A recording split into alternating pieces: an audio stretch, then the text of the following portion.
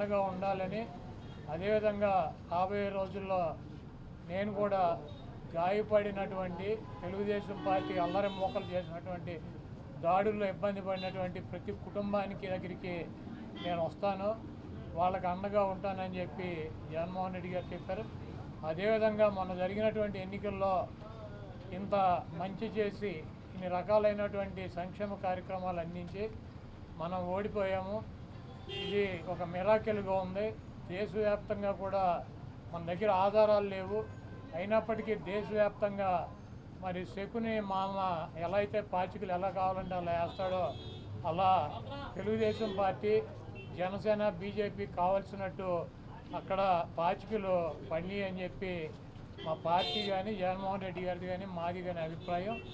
అదేవిధంగా రేపు రాబోయే రోజుల్లో ఈ 6 నెలలు కూడా కొంత టైం ఇచ్చి చూద్దాము. ఆ తర్వాత చంద్రబాబు నాయుడు చెప్పినటువంటి దొంగ హామీలని ఎట్టి పరిస్థితుల్లోనూ నెరవేర్చలేడు. ఎందుకంటే ఇవాళ చూసాం సూపర్ 6 అని పెట్టాడు. ఆ సూపర్ 6లో 18 సంవత్సరాలు దాటినటువంటి ప్రతి మహిళకి 1500 పెన్షన్ ఇస్తా అన్నాడు. రేపు 1వ తారీఖు ఇస్తున్నాడా? దాని గురించి మాట్లాడట్లా. 3 గ్యాస్ సిలిండర్లు ఇస్తా అని చెప్పాడు, దాని గురించి మాట్లాడట్లా. బస్సుల గురించి మాట్లాడట్లా. అదేవిధంగా బీసీ కానీ, ఎస్సీ కానీ, ఎస్టీ కానీ వర్గాలకి 50 సంవత్సరాలు దాటిన వాళ్ళకి పెన్షన్ ఇస్తానని చెప్పాడు సూపర్ 6లో, దాని గురించి మాట్లాడట్లా. అది ఎప్పుడు ఇస్తాడో చెప్పట్లా.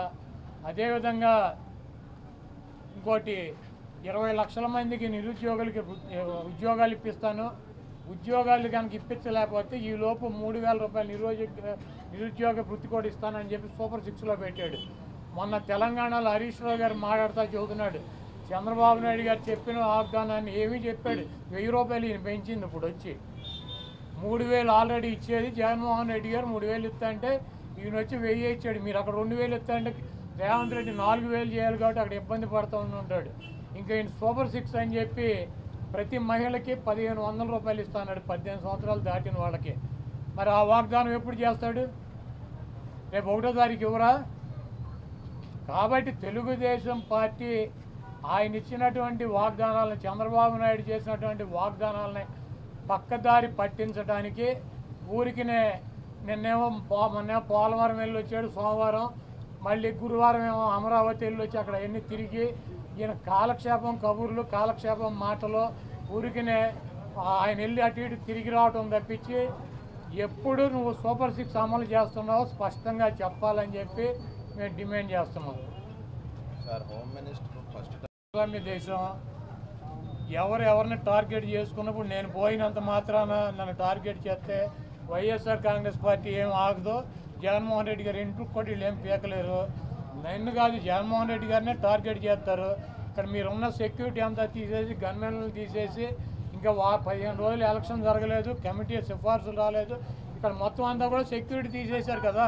తీసేసి ఎల్లో మీడియా కెమెరాలు పట్టుకొచ్చి జగన్మోహన్ రెడ్డి గారి ఇంట్లోకి ఎట్టేళ్ళాలి, గోడ దూకి ఎట్టేళ్ళాలి, ఇవన్నీ కూడా వాళ్ళే చూపిస్తున్నారు. కాబట్టి ఇక్కడ టార్గెట్ ఎవడు దొరికితే ఆ టార్గెట్, ఇటువంటి వాటికి భయపడే ప్రసక్తి లేదు. ఎవడెవడికి టార్గెట్, ఎవడెవడి చేతులు ఏం రాసి ఉందో అవన్నీ పైన ఉన్నటువంటి భగవంతుడు నిర్ణయిస్తాడు. ఎవరి టార్గెట్లు ఎవరికి ఏమవుతుందో చూద్దాం రాబోయే రోజుల్లో. అదేవిధంగా ఋషికొండలో కట్టినటువంటి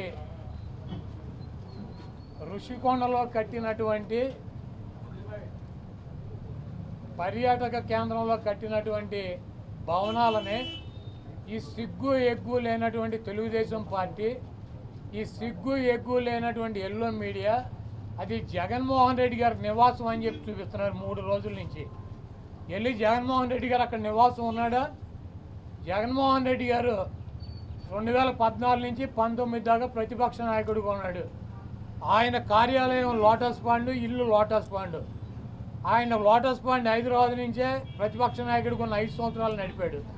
ముఖ్యమంత్రి అయిన తర్వాత 5 సంవత్సరాలు ఈ తాడేపల్లిలో ఉన్నటువంటి ఇల్లు, క్యాంప్ ఆఫీస్ ఇక్కడి నుంచే నడిపాడు ఆయన కార్యాలయాన్ని కానీ ఇంటిని కానీ. జగన్మోహన్ రెడ్డి గారి రక్తంలో లేదు. ప్రభుత్వం కట్టించినటువంటి ఇళ్లలో ఉండటం కానీ, ప్రభుత్వం కట్టించినటువంటి గెస్ట్ హౌస్లో ఉండేటువంటి కర్మ జగన్మోహన్ రెడ్డి గారికి పట్టల. జగన్మోహన్ రెడ్డి గారు వైజాగ్లో సొంత ఇల్లు కట్టుకున్నాక అక్కడ షిఫ్ట్ అవుతాడు. అంతేగాని టూరిజం ప్లేస్లో కట్టినటువంటి ఆ హౌస్లో జగన్మోహన్ రెడ్డి గారు వెళ్తాడని చెప్పి ఎవడు చెప్పాడు వీళ్ళకి వెధవులకే? అది జగన్మోహన్ రెడ్డి గారి కోసం కట్టించుకున్నటువంటి ఇల్లు అని చెప్పి రకరకాలైనటువంటి కథనాలు రాస్తున్నారు. అది ఒక అంతర్జాతీయ రాజధానిగా తీర్చిదిద్దాలన్నదే వైఎస్ఆర్ కాంగ్రెస్ పార్టీ లక్ష్యం. దాన్ని రాజధాని చేయాలన్నదే ఆ రోజు నిర్ణయించుకున్నాం. కాబట్టి అక్కడ ఇంటర్నేషనల్ సెమినార్లు జరుగుతున్నాయి. అనేక మంది ఇంటర్నేషనల్ సంబంధించినటువంటి దేశ విదేశాల నుంచి అనేక మంది పారిశ్రామికవేత్తలు వస్తున్నారు. కనీసం వాళ్ళకి సౌకర్యం ఉంటానికి అవకాశం లేనటువంటి పరిస్థితి ఉంది. కాబట్టి ఉత్తరాంధ్రలో ఉద్దానంలో దాదాపు 700 కోట్ల రూపాయలు పెట్టి హాస్పిటల్ కట్టించారు కిడ్నీ పేషెంట్ల కోసం అని చెప్పి. అదేవిధంగా విజయనగరం కావచ్చు లేదా పార్వతీపురం కావచ్చు, ఉత్తరాంధ్రలోనే 650 కోట్ల రూపాయలు పెట్టి ఒక్కొక్క మెడికల్ కాలేజీ కట్టించారు. అదేవిధంగా టూరిజం ప్లేస్లో అంతర్జాతీయ సంస్థలు కానీ వ్యక్తులు కానీ వచ్చినప్పుడు అక్కడ ఒక విధి ఉండాలని చెప్పి ఒక మంచి భవనాన్ని నిర్మిస్తే 7 బిల్డింగులు అయ్యి, ఒక బిల్డింగ్ కాదు 7 బిల్డింగుల్లో జగన్మోహన్ రెడ్డి గారు ఉండరు. 7 బిల్డింగులు కట్టారు. ఆ 7 బిల్డింగుల్లో 7 బ్లాకుల్ని చూపించేది జగన్మోహన్ రెడ్డి గారు 450 కోట్ల రూపాయలు పెట్టి ఇల్లు కట్టుకున్నారని చెప్పి ఈ దుర్మార్గమైనటువంటి ప్రచారం చేస్తున్నారు. ఇవన్నీ కూడా ప్రజలు గమనిస్తారు. చంద్రబాబు నాయుడుకి ఇచ్చినటువంటి వాగ్దానాలు నెరవేర్చలేక నీకు సూపర్ 6లో పెట్టినటువంటి వాగ్దానం 1500 రూపాయలు ఇస్తానని చెప్పావా? చెప్పలేదా? 18 సంవత్సరాలు దాటిన వాళ్ళకి రేపు 1వ తారీఖు నీకు దమ్ముంటే 20 లక్షల మంది నిరుద్యోగులకు 3000 ఇస్తానని చెప్పావా లేదా? దాని గురించి చెప్పండి. నువ్వు దొంగ వాగ్దానాలు చేసి అధికారంలోకి వచ్చావు. నువ్వు దాని గురించి మాట్లాడండి. ముందు మీరు ఈ వాగ్దానాలను డైవర్ట్ చేయాలని చెప్పి ఒకటి తీసుకెళ్ళి 4 కెమెరాలు బాత్రూములు లెట్రిన్లు టబ్బుల్లో పెట్టి 30 లక్షలు పెట్టి బాత్రూమ్ కట్టాడు. జగన్మోహన్ రెడ్డి గారు ఇల్లు అది. జగన్మోహన్ రెడ్డి గారు ఎప్పుడన్నా ప్రభుత్వ కార్యాలయాలు ఉన్నాడా? జగన్మోహన్ రెడ్డి గారు ఎప్పుడన్నా ప్రభుత్వం గెస్ట్ హౌస్లో ఉన్నాడా? జగన్మోహన్ రెడ్డి గారు ఇల్లు కట్టించుకుని వెళ్తాడు వైజాగ్. నీకు మళ్ళీ ఎవడో కొంపలో దూరేటువంటి పరిస్థితి జగన్మోహన్ రెడ్డి గారికి ఉండదు. కాబట్టి జగన్మోహన్ రెడ్డి గారికి కట్టించినటువంటి ఇల్లు కాదు అది టూరిజం సంస్థ ద్వారా టూరిజానికి సంబంధించి కట్టించినటువంటి 7 బ్లాకులు వాటిని కట్టారు.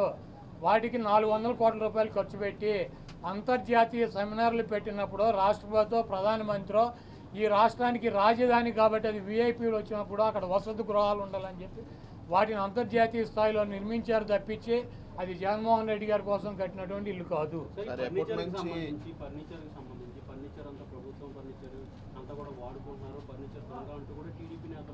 ఇప్పుడు కోడేశ్వర ప్రసాద్ గారు అసెంబ్లీలో ఉండాల్సినటువంటి ఫర్నిచర్ని తీసుకువెళ్ళి ఎక్కడేసాడు? ఆయన బైక్ షోరూమ్లో వేసుకున్నాడు.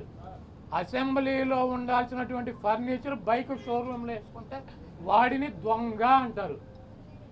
సీఎం క్యాంపు కార్యాలయానికి ప్రభుత్వం వచ్చినటువంటి విజిటర్స్ కోసం ఒక కార్యాలయం సీఎం జగన్మోహన్ రెడ్డి గారి కార్యాలయం అయితే ఒక 10 మంది 20 మంది కూర్చుంటాకుంటుంది.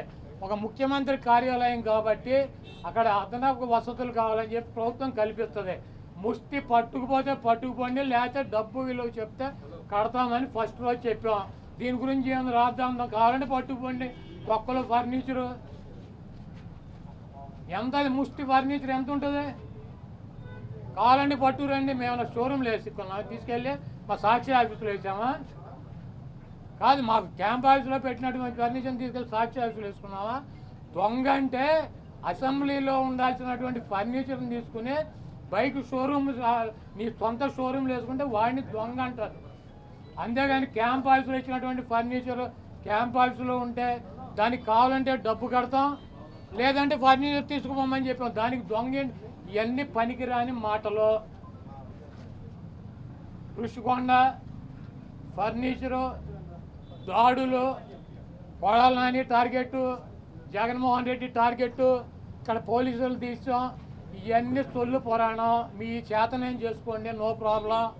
మీరు సూపర్ 6లో పెట్టినటువంటి వాగ్దానాలనే మీరు ఎప్పుడు అమలు చేస్తున్నారో చెప్పాలి. జగన్మోహన్ రెడ్డి గారు తరఫున మేము అడుగుతున్నాం. వైఎస్ఆర్ కాంగ్రెస్ పార్టీ తరఫున చంద్రబాబు నాయుడు అమలు చేసే బాధ్యత నాదని చెప్పి పవన్ కళ్యాణ్ గారు కూడా చెప్పాడు.